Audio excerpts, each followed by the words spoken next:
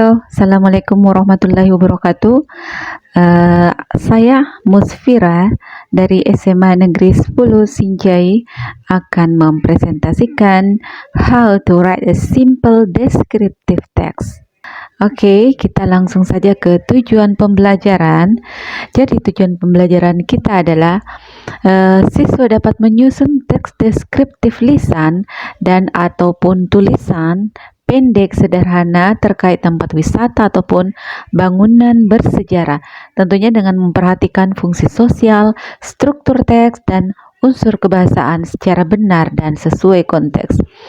Selanjutnya, apa saja yang bisa kita lakukan untuk menghasilkan teks deskriptif yang baik? Yang pertama adalah define a descriptive text object. Jadi adik-adik ketika akan menghasilkan sebuah teks deskriptif tentunya harus menentukan terlebih dahulu poin-poin yang akan kita kembangkan dalam membuat teks deskriptif, contohnya tentang destinasi tempat wisata.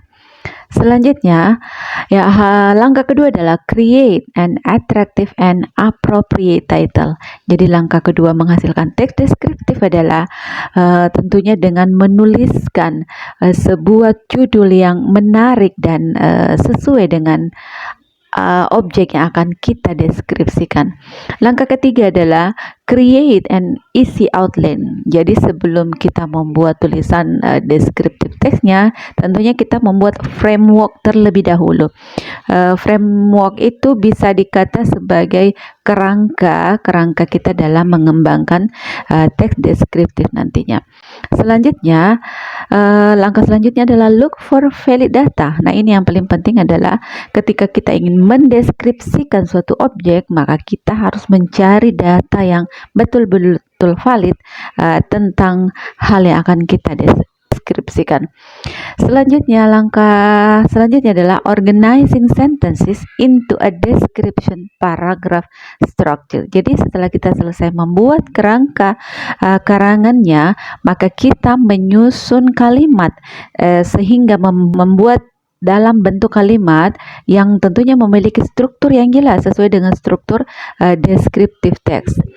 Langkah selanjutnya adalah write object discuss in detail. Jadi langkah selanjutnya untuk menghasilkan teks deskriptif adalah menuliskan objek sedetail-detail mungkin sehingga nantinya pembaca bisa mendapatkan informasi yang jelas tentang hal yang kita deskripsikan.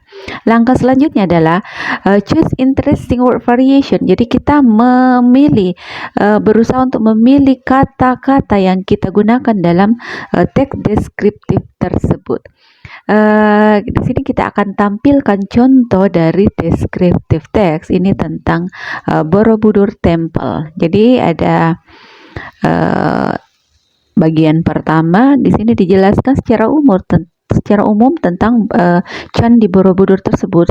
Selanjutnya di paragraf kedua dijelaskan secara rinci tentang Borobudur mulai dari tingginya dan lain sebagainya.